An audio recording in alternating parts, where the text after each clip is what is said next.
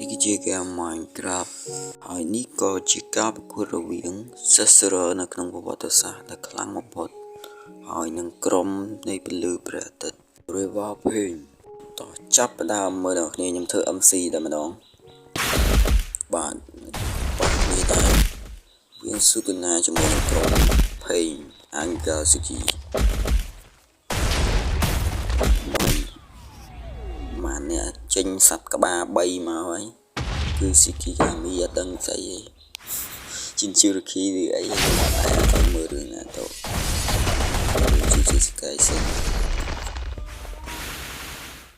បាទវាយគ្នាផ្អើពេញសងវាហើយជួយសុគណារត់អូអត់ទេ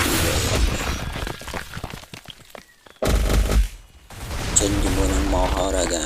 ហើយនឹងសត្វទីងាប់អត់អញ្ចឹងចេញដើម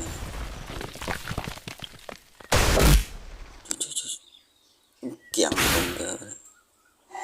ងាប់ភ័យមួយទៀតហើយសពភេន2នាក់ហើយនឹងសត្វនេះអូខេងាប់បាត់ទៀតហើយបាទសុខមិនធម្មតាទេវាយខ្ទេចតែម្ដងយ៉ាសុខណាយើងលឿនណាផាច់អានេះក្បាច់កាត់អូដូមែនស្ពេនសិនងាប់បាត់គឺជាចំណាននៃចម្បាំងនេះគឺបានទៅលើ Sorcerer ដ៏ខ្លាំងបំផុតនៅក្នុងប្រវត្តិសាស្ត្រYomen Suguna